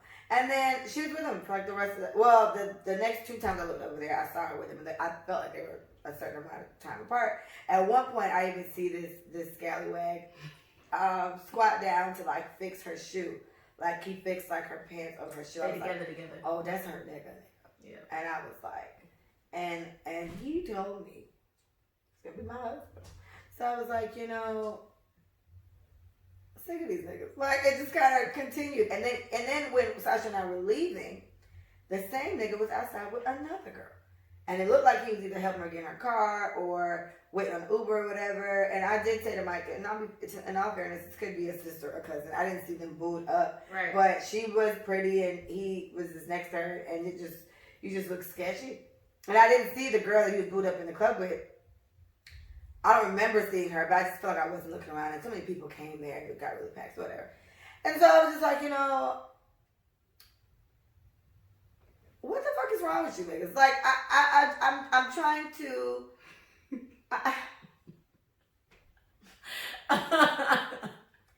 I just don't get it. Like this again, it relates to the beginning of what I was saying, where it's just like the disrespect is at like an all-time high. So what if I was really giggling up with him, talking to him because he told me his little pickup line, and what if it worked, right? And then sis walked up. Next thing you know, I'm fighting with some big old bitch in the club because you up on my man sis for 2 seconds. Because you just think about the concept that maybe nobody knew you existed and your nigga was talking to me. Do I look like a bitch that's out here chasing niggas for attention? The fuck, ma'am? The fuck? Get the fuck out of here. So I'm just like, that's crazy. And then he eventually disappears before I saw him in the night, whatever. So some other guys next to me, and I just kept patting my face, because it was hotter than the sauna in that bitch, which is crazy because in Florida right now, South Florida, it's currently like 16 degrees below zero. It was cold as fuck. So inside, it was hot. So the other guy, I kept patting my face in. I didn't get the vibe that he was necessarily trying to talk to me, but he did lean over and was just like, oh, it's really that hot? You that hot, huh?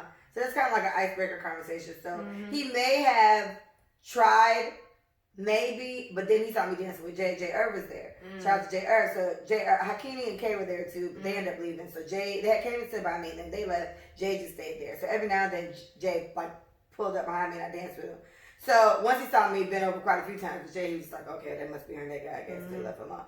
But he was calm.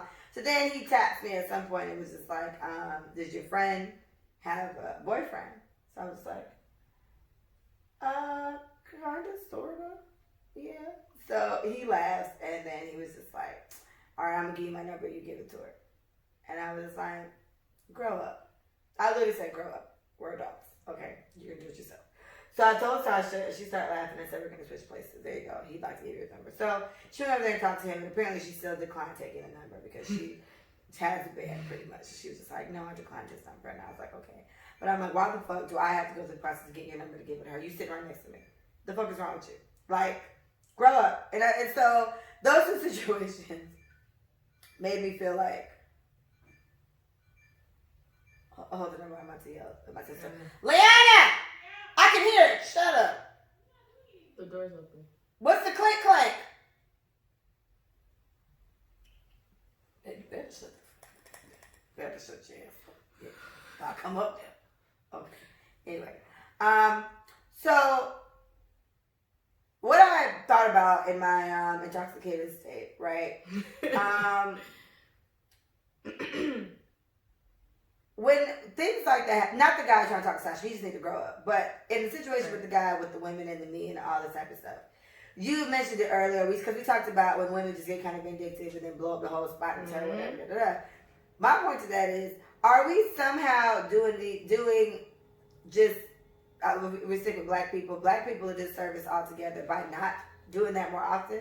Think about it this way. Like blowing up the spot yes, more often? because if me and him are together, or he got a girlfriend and he's trying to side bitch it out with me, he hasn't gotten caught in a situation, so she still thinks she got a faithful nigga, which is, she's honestly still being misinformed. And if I'm the side bitch, then I'm the side bitch that's unhappy or whatever. Yes, you know, whatever the case is, he's ultimately cheating. Me not telling him is allowing him to still have his cake, treat me, let me continue to be the side bitch. Now, yes, I'll take responsibility for my role as being the side bitch. But in the same breath, he's out here betraying this other lady, right?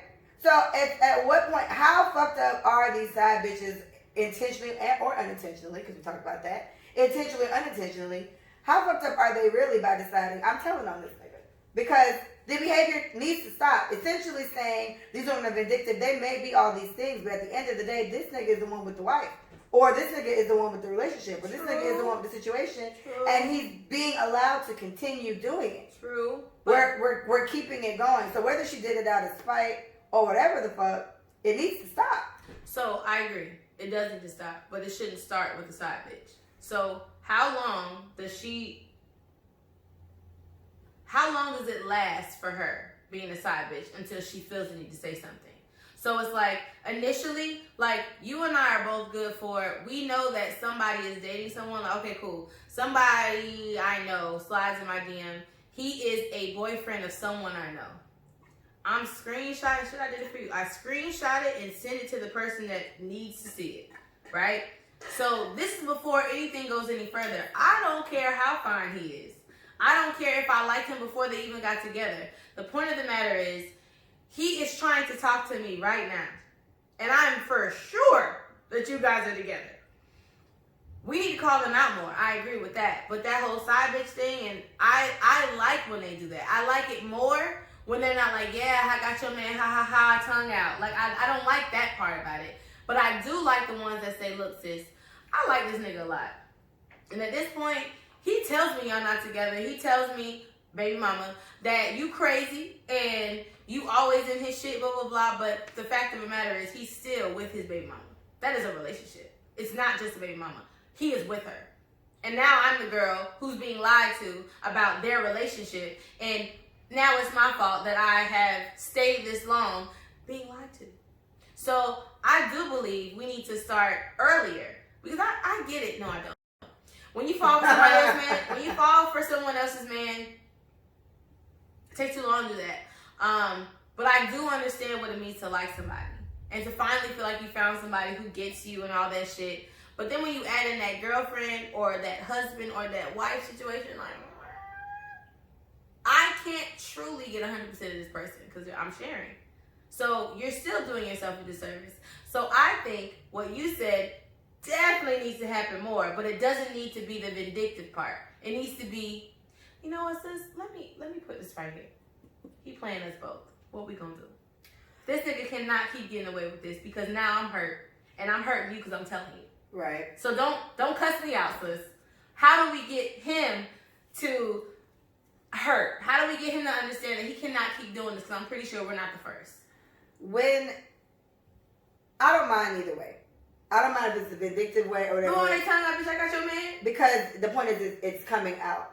So he picked this bitch. So he picked either a vindictive bitch or he picked us or whatever. You know what I'm saying? Right. So it's choosers, it's dealers. But then the girl gets mad at the girl and it totally misses it. True, and if that is the case, then again he picked that bitch too. Cause I feel like if your nigga cheating on you and you about to beat this bitch up, you dumb as fuck. Well, a lot of us do that though. Not us. We don't do that. We don't. I'm not about to beat that bitch up about my nigga disrespecting me. You're right. But one of our friends in the past have went down the line. And she was fucking wrong too. It was ridiculous. Every single last one of them. So yeah. Saying, don't you know he has a girlfriend? Why are you doing this? Why would you do that? Do you know that we're in love? Know what are you going to? Do you know we're in love? Do you like it? Oh my God. So what is it like being inside? Like, it's fucking ridiculous. Yeah, so my thing is I don't care. I don't care what girl comes out. If it's a vindictive one, I've had a girl write me and tell me, oh, I say most deaf to this day because of her. Shout out to her loser ass. And she was just like, I can't say her. She was like, every time you couldn't reach him, he was the most deaf over here, and everybody knows he's your, you his girlfriend. You're an idiot. And you're an idiot. Yeah. Everybody knows this, and you always claim he's such a good boyfriend. He was cheating on you all the time. With me. And okay. no, but she was like cheating on you with me and with other girls. We all know you his girlfriend. So I was just like, okay. And she went on this whole rant, and I was like, I just broke up with him like a month ago. And I was like, so what's your point? I didn't know any of this. So I didn't know about you or any of these other bitches. But all you bitches know about me and fucked him anyway, right? And then she actually got pregnant. And she was pregnant at the time when she was telling me about myself. And I was like, you telling me how much of a trash ass nigga he is, and da-da-da, but you're carrying his child. I don't know. Who's the fool? Right. If we're gonna pick who's the dumb bitch here, I think I'm winning. Definitely you. Yeah, it's you 1-0. Okay, I left that nigga. So I don't mind either way because she came out with that she, well, he's not my man right now, but it came out like, and I've heard he was fucking on me with a few people, but every situation it'd be random. Like some girl wrote me one time, oh, he fucking my best friend, him and my best friend talk or whatever, and she was coming at me like snapping on me like that's why your nigga cheating on you and I was like, who is this? So I write him and I was like, you got bitches friends writing me to tell me, and so essentially I'm sure the goal was for me to leave him so he could probably get with her because she has no real reason to hurt me. You got to say you want me to break up with him, so it's just like, what are you doing? Why are you doing this? I was 16 at the time. Girl, 16. 17 and 18, I dated that guy and went through all the drama with him. But yeah, I don't mind which way, but I do think it was my thought process. It was just like, because I was sitting there thinking like, okay, what if I tell this girl right now, oh, your man just told me I was about to be his wife. Her. Yeah. Now, true, it does depend on, do I care to save these bitches? No. Not necessarily. Not necessarily, Dad. Like, I don't have on the cake. That's a good thought, though, Lee. But it's at the same time, hey, sis. Your man looking at me. Hey, sis, he just came to me. Yeah. Looking is one thing, so we'll let the looking go, right? But, hey, sis, your man just came to me and asked me if I believed in whatever, and the power of the tongue, and told me I was going to be his wife. And what would be even funny is he probably used that same fucking line on her, or 7 other girls at the club, and she been like, I know his black ass said it, because he said that shit to me. Or some other bitch told me, and it's like, all right, sis, a blessed evening. Okay, keep your head up now, and walk off. Because, do you think women are, we're as forward as we would like to think we are? No. I don't. I think a lot will come. I think a good amount of women will feel like, oh, this bitch just making stuff up. I don't want your dude. I'm just telling you what he just did to me, and it's kind of like, are y'all together? Right, because the change needs to come in somewhere. Apparently, we can't hold you niggas accountable for your actions because y'all gonna use this African post from way back when, or slavery, or whatever the fuck. Definitely not using that. Or being too busy, or being whatever, or as Mandy said, you just never know what you're gonna get. You just gotta figure it out. So let's find a way, because if all of us decided, if every woman in the world decided, this first time this nigga disrespect me, I'm leaving him. I promise she'll change. We need to get on we all have to be on one accord with you niggas. It's like, okay, girls, the first disrespect, we can put it in categories. Like if it's just a verbal one or something, maybe we can adjust it, or if it's just a whatever. Cheating, first time you cheat, we leave it as. Unless we have an open relationship. If not, gone. You know? If we can get on one accord and decide what we're going to do with you niggas and what we're not going to do with you niggas, I think, the world will be a better place. So, I don't know. Keep it in mind, 2020 just started. We can see if maybe that's what we all want to do, girls on one accord. The desperation definitely has to go away. The idea of never finding a man at the expense of taking someone else's has to go away. Oh my gosh. Being in a situation where you've been single for 6, 7, 8 years and you finally find somebody but he's married, that shit gotta go away. Because I know your situation seems bleak. Wild. I know it seems bleak. But no other person's man is worth that shit. And you are definitely not worth being someone else's side. I'll never forget my ex told me, him and his girlfriend were still together. He and I had dated after that, and he told me that this little girl told him, I'd be okay with Leah being her side chick. She's just so, she's on social media so much, like it would just probably eventually get out or whatever. And so I asked him, I said, excuse me, I don't know, what are you telling these bitches about me? It's like, why? Because I feel his ex is crazy, and I was like, what are you telling these bitches about me? Because what in her little brain would make her think that I would be anyone's side any fucking thing? That's what I'm saying. What about me and my goddamn resume makes you think? Listen. I'm gonna sign up to So be fucking macaroni or mashed potatoes, bitch. I'm definitely thinking that the security levels and the confidence levels definitely need to rise in the community of women. I know a lot's been going on. You're comparing yourself to other women, our body types, our success rates, our degrees, whatever. So many things because we're so competitive. Because we just strive for the greatest all the time. So I get competition, it gets heavy. But one thing that I think we need to stop losing sight of is our fucking worth. You are not worth being someone's secret.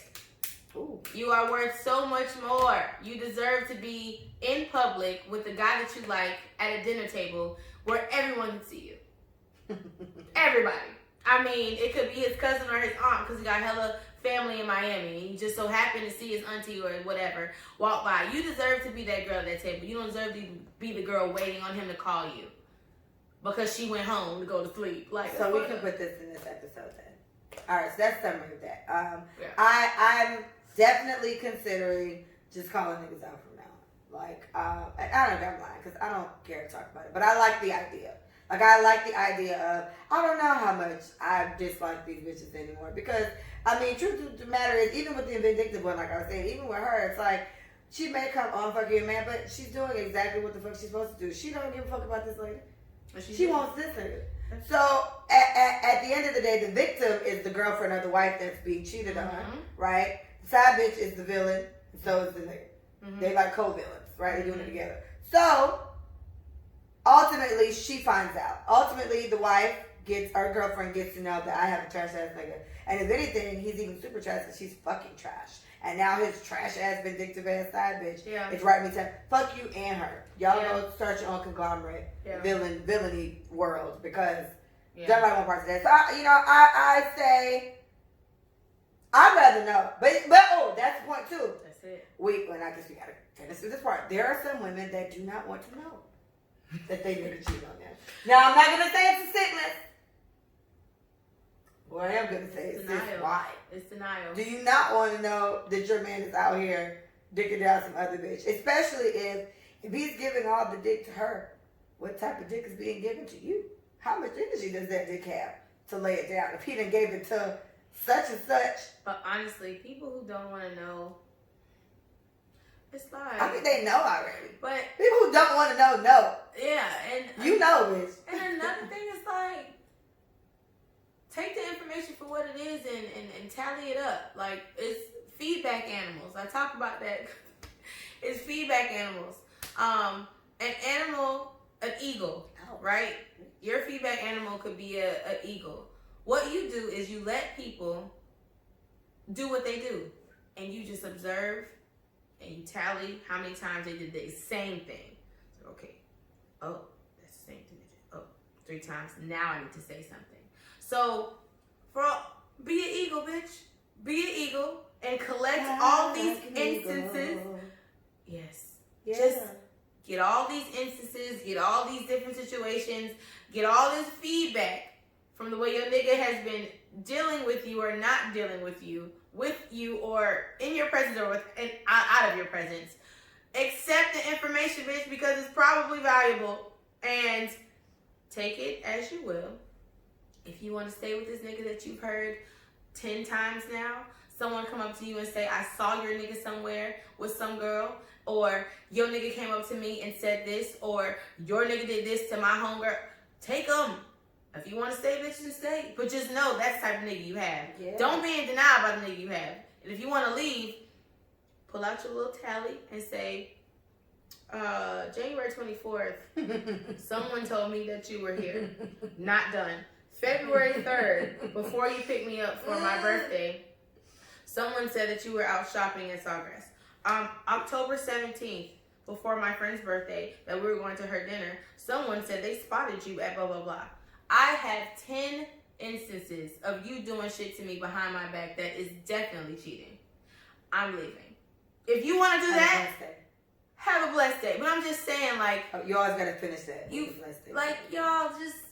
You're worth so much more. And I know we make so much excuses for these niggas that we just feel like they just can't fucking help it. But I don't agree with them not helping it. We're not holding them accountable Too many of us are keeping their ass, and too many of us are okay with being a side bitch. I'm telling you, we gotta get on one page. Started on you motherfuckers. We gotta get on one page. I do not want to hear none of that shit. When we talked about it, it's been too many instances. Like, and Micah does try to play devil's advocate for you guys. She definitely does try to. I try. And I've snapped too many times. Mike's just like, well, let me stop this. Fuck it, I agree too, because she does. Yeah. But it's just like, okay, well, monogamy is this. Don't give a fuck.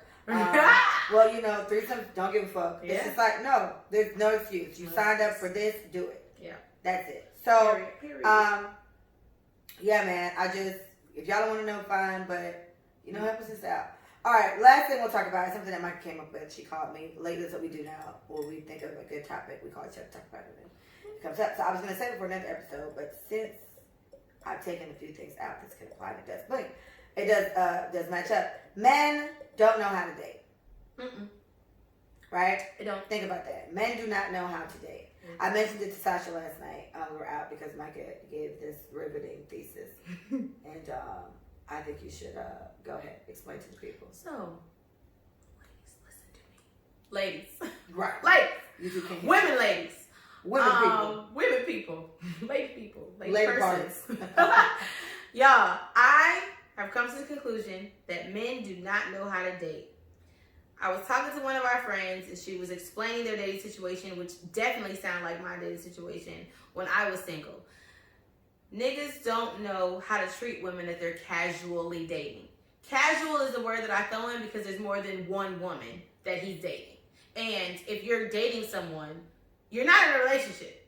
That's just what it is. Like, let's just be realistic. There's more than one person texting you at a certain way. You're going on dates with more than one person. The average person, not Leah, but you know. You're going on multiple dates. You're liking multiple people. Cool. This is the part that pisses me off about men, and I think we've missed it this whole time. If I'm dating you, and we definitely missed it this whole time. We missed it this whole time. I was like, damn, I wish I was like epiphany. And we need to stop this behavior too. We don't need to go along with this shit. We need to start saying no. So listen to the scenario. I'm dating this guy. I like him a lot. He likes me a lot. It has been said that we don't want to be together. I said I don't want a boyfriend. He said he doesn't want a girlfriend. Cool. We hang out a lot. Let's not say every day. Let's say 4 times out of a 7-day week, I hang out with. I see this person. We either hang out at the house or we go somewhere. Now things start to escalate. Time starts to go by. Okay, cool. Now we're in month 3. All right, same shit. Nobody wants a relationship. Low key, the girl wants one. She's just waiting for him to say whatever the fuck. That's what we do. We hope for more than what we're getting. Stop doing that. Please. So he says one night, hey, me and my boys are getting together and we're having a game night. You know, I wanted you to come with me. Game night? Who's gonna be there? Oh, my best friend from college, my best friend, my brother, my blah, blah, blah. You ain't never met none of these people. These are all of his people that he constantly hang out with. He invited you to come hang out. We go. Cool. This is the first of many family shit that we are a part of. Now, hey, come inside. Wait on the couch, blah, blah, blah. I'm about to be ready. His mom just so happens to be in the living room. So now, you have met his mom on some casual shit. Like, hey, mom, this is Vanessa. This is my mom. I'll be back. I'm changing my shorts. And then he leaves, and now you and his mom are talking. And she's not an asshole. Let's say that. Y'all just having a casual conversation. She's cool, blah, blah, blah, cool. Y'all get in the car, y'all leave. This shit starts to happen every week. Now you and your mom have a thing. You and his mom have a thing. Remember, gotta cook. Yeah. Now you're always with him and his close friends. Everywhere they go, you're there. He invites you. He's dating more than you. Just keep that in mind. The fact that a man who has not made you his girl allows you to meet his mom, allows you to hang out with his closest friends, allows you to be in his space 4 times a week, this man expects you to understand he does not want you to be his girlfriend. None of that shit makes sense. If you're casually dating me, those are signs of things progressing seriously. I'm in your home. I'm talking to your mom. And Sasha said, and meeting parents is serious shit to me at least. We agree. A lot of people are taking that shit very lightly. I don't think these niggas understand how dating actually goes. Casually dating, you know none of these niggas met my mom? Nobody comes up to my door.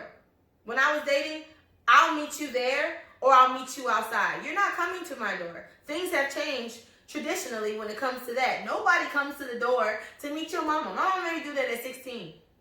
Oh, that seems like the right age. And I'm damn sure ain't doing that shit at 24. Fuck, mommy, he's not important. Let's go, you ready to go? Like, that's how it should be. So women know the boundaries of introducing a guy to our friends. It means a lot when your ass comes to a game night in our circle because all of our friends are there. Everybody that we love, everybody that we click with is there. These are our forever people. And you're going to invite somebody that you just casually date. You're not going to do that. You're going to be sure when you bring him over that this is a potential. People seem to be nervous. Like when Tasha's casually dating or whatever, it'd be like, nah, I'm not going to come to game night. Exactly. Like, I don't want him to come. I don't want him to come to game night. No, I'm not ready. Bring him. No, I'm straight. Because the seriousness of that and the way that we care about our friends and who they're dating, we gonna be all in their shit, and they know that. So it's basically like we're the parents. So my thing, when I say men don't know how to date, they don't know how to place boundaries with women they don't want to take seriously. She cannot meet all your friends, bro. She damn sure can't meet your mom because you know what she's gonna think, because in her book, that shit is important. Meeting your mother is important. Hanging out with you, your best friends, or whatever the fuck, that's important. So you have already just casualized all this shit. Let this girl meet everybody. You fucking her 4 times a week. Hey. Ooh, yeah, that'd be nice. Yeah. And you expect this girl to not gain strong feelings for you? You are fucking stupid. Dick. That's what I was gonna say. You are ridiculously misinformed. You are stupid if you think that a woman as emotional and as relationship oriented as we are, we ain't gonna take all these fucking signs of someone as, oh, he wants to take me seriously. Can't wait till you pops a question and then what you do. And then act all shocked and appalled when she says it. Now, when Michael called me this, I said, well, I think these niggas know exactly what they're doing.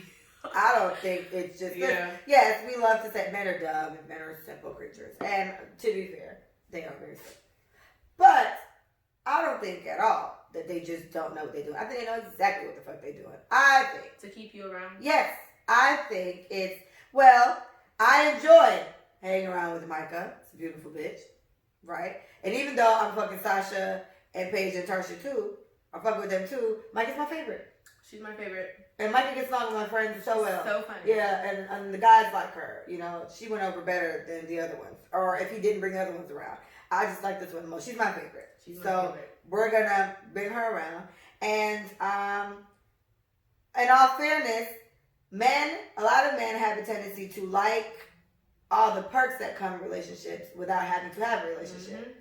So again, yeah, I want you to fuck and spend the night every now and then. And yeah, I want you to come hang out with my friends. And yeah, I want you to bring me something to eat at work. And yeah, I want us to go out of town from time to time. And yeah, I want you to come to the family shit. And I gotta go to church this Sunday. Come to me real quick, man. Like, yeah, we can go to lunch afterwards. Something. Yeah, he wants you to do all these type of things because niggas love Summer Walker. Niggas need love too. They just want somebody up. They want somebody up under them, but they do not want to give a title because for some reason it's like signing your dick away.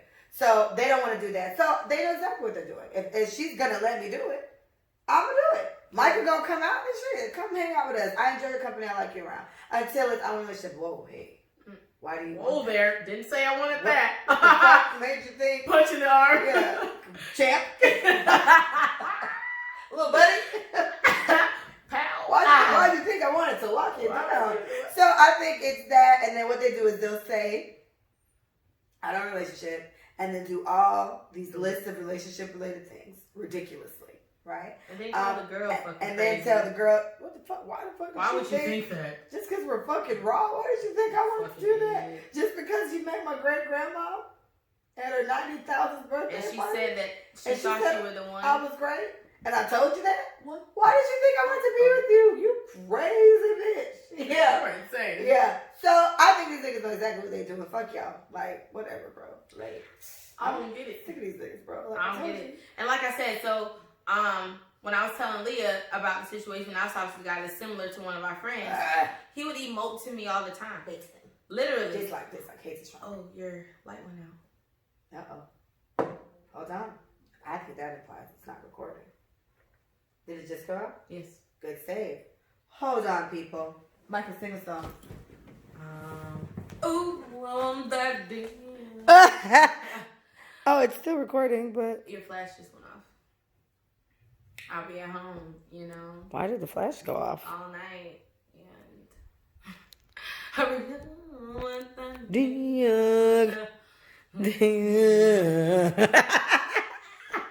All right, it's still recording. I don't know what the fuck happened, but we're back. Go ahead, Scalawag.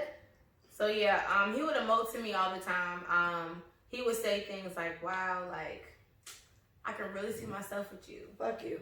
And oh my God, I can't believe how strong our connection is. I can't believe how well we get along. I'm awesome. I'm an awesome bitch. And I did not emote back because it was my defense mechanism.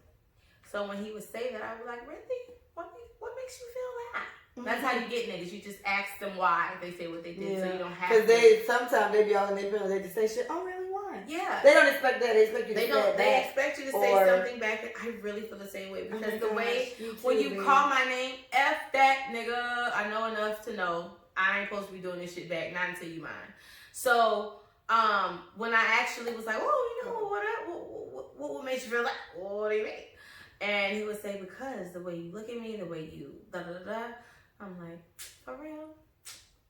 You love me. I say shit like that in a minute, bitch. I love saying you love me. But I would never say how I truly feel. Because you always think, this nigga's going to love me because I am lovable. You know what I'm saying? I know what I'm going to bring to this situation. He's going to be ready to go all in because this is going to be it. Or he's going to see that this is it. He's going to pocket me, play with me for however long until he's ready to be serious about some shit because I already know. And I would like to think most women are catches. It's just the niggas that's not ready for the catch, right? So, not ready to catch. You're not ready for the catch, and it's cool. I get it. I don't get it. You're a dick. So I don't get it. I don't get it. But I'm cool with it. I understand. So that's a defense mechanism that I think a lot of women need to start gaining. And so for me, not emoting back to him, that was like a stand for me. Okay. Yes, I'm still going to talk to him. Yes, I still want to hang out with him. I do like him a lot. But the one thing that I have to stop myself from doing is falling harder than I already am. And so to prevent that, I cannot express myself emotionally to him because the moment I start going, he's going to say something that's going to make me melt even more after I'm done. It's just this back and forth exchange of emotions and connecting words that I wasn't prepared for. Until I knew he wanted to be with me. You know what I'm saying? So I still ended up getting hurt with my fucking defense mechanism. Didn't work. So for you ladies out there that's dating these guys for however long and he said I want a girl and you say you don't want a guy, your feelings can change because feelings change. Connections get stronger the more you hang out with somebody. So don't beat yourself up about that. But be realistic about what's happening moving forward. Are you asking that, all right, so I like the way I hang out with you, so what we finna do? We finna be together or what? What we doing? What we got going on? What are we working towards? And he said, nah, I'm still working on myself. Fuck you. Okay. Say it again, Mike. Okay. What you need to do is just start establishing boundaries for yourself. If he says, come over to my house, my mom is cooking lasagna. It's month 2. Tell him, I'm not ready to meet your parents. I don't think we're there yet. No, it's fine. Bring me lasagna. I want to taste it. I'll tell you how I liked it. And you can tell your mom what I thought. If that's what you are doing it for. That's a good way to protect yourself. Yeah, protect yourself without insulting the parent for cooking for whatever reason. But also, me and my homeboys going down to the basketball court to play basketball. Can you come watch me? No, I'm not going to come watch you because that feels like girlfriend things. Like, it's going to be dick-like, guys. But this is the only way we can get these niggas to get out of the habit of treating you like a girlfriend when you're not. I don't see why not. It's like, to me, somebody has to be straightforward in the situation. Yeah. Because like I said, it does seem dick-like, but it's not you being a dick, Carlin gave me this speech because I was like, I gotta be a dick in situation. And this literally exact words is like, I don't want to be a dick. I'm gonna have to be like Dick Leah. And he was like, it's not being Dick Leah. What it's being is you want this, they don't want that. So the moment they do some shit you don't like, you say okay and you take that shit. Like it's not about being dicks, it's about protecting yourself. Yeah. Shout out to Carlin, it's fantastic advice. He really is my life coach. I love that guy. But he was like, it's not about being a dick. It's about you want this, he doesn't want this, so bye. Yeah. Or the moment he shows his ass in a certain kind of way, bye. And the gist of that was I explained this guy that I've been dating since like August. He just tried me to the umpteenth power last weekend. No one understands why. None of us do. We're trying to come up with it. We don't get it. And so Carlin was like, if you talk to this nigga again, I'm going to start calling you a duck. And I was like, quiet, come on, like stop. So that was it. And he was just saying going forward. And he was telling me what I need to do and the type of guys I need to date and all these type of things. And that was the moment. Somebody has to do it. Someone has to draw the line. And I know, oh my God, y'all. I talked about it last time. It takes practice. But I know how it feels when you really like somebody. Like, I know that. I get it. That's why I'm with the nigga now. I love him. Mm-hmm. I get it. Mm-hmm. But you have to say, and you have to set boundaries for yourself, for your heart, for your well-being, for you to not be in pain and be wondering and thinking and trying to piece shit together. You don't deserve that. Mm-mm. You don't deserve that. And I know it takes some of us longer to get to the promised land.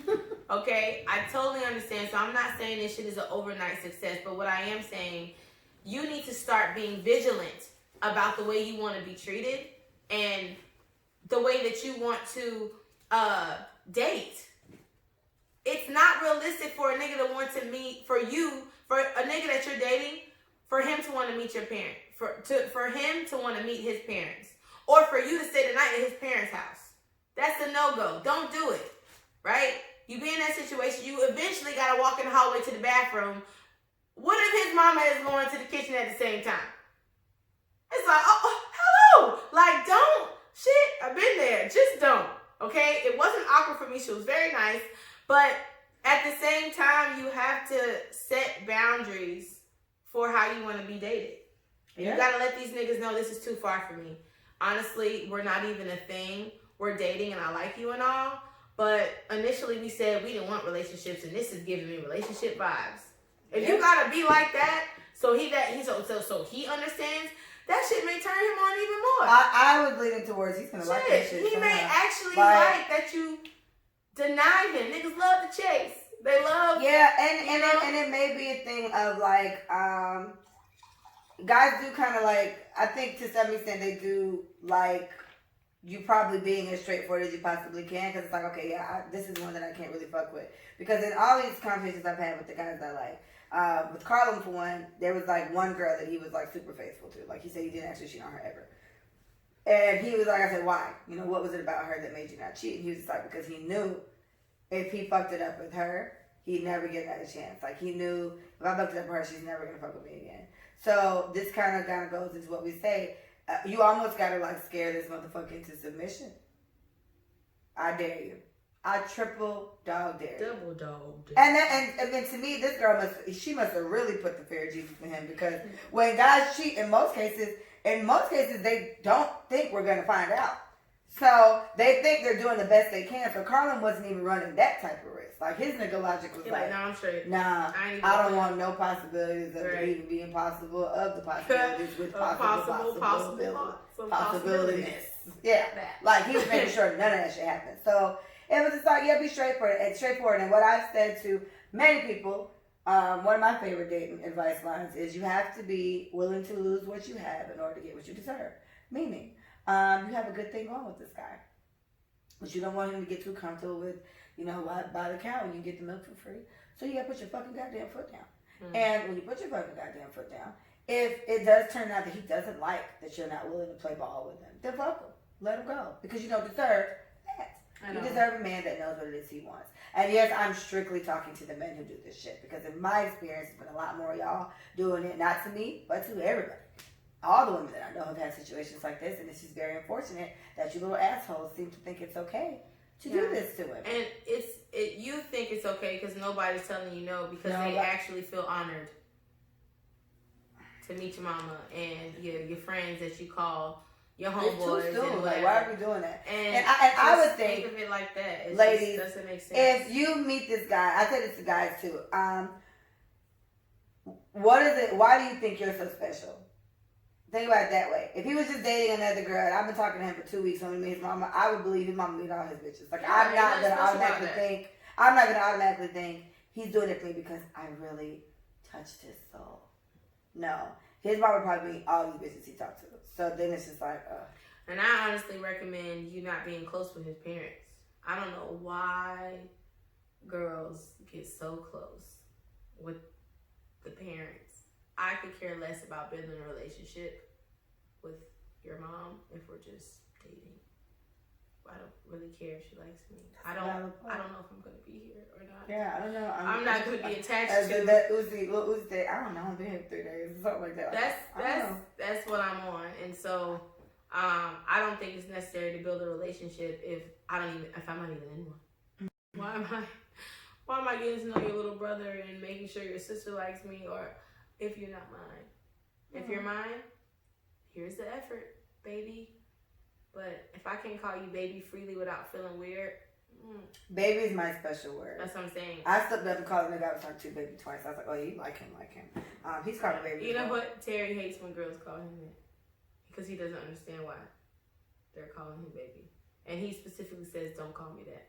And this girl keeps calling him that. Like, he means like if they are to get, well, he's never been. No. Or just, even if he's in a relationship, he doesn't like the word baby. No, he does. But they're not in a relationship. Okay. That's a big word. The word starts to mean shit when you just use it. Yes, I agree. You know? I agree too. Kudos. Same thing for bae. Before the whole Plies came out with that song, bae. And bae became like a term of endearment. Now that shit, I call you bae. I call Tarsha bae. I call all my best friends bae. Like, this is what I do. That's not it's not a term sugar of is my endearment. thing. Yeah, sugar is my thing. So I'll say sugar. Hey, sugar. Okay, sugar, no problem. Yeah, it's not a term of endearment. But baby, Baby's the Baby's the big one. It just makes my stomach turn, you know? It's like, you're not like baby. Butterflies. But niggas like, what's up, babe? Don't fucking call me that. Don't call me that, you idiot. Let's not do that. Fucking dork. Dweeb. So yeah, just set boundaries if he doesn't know how to.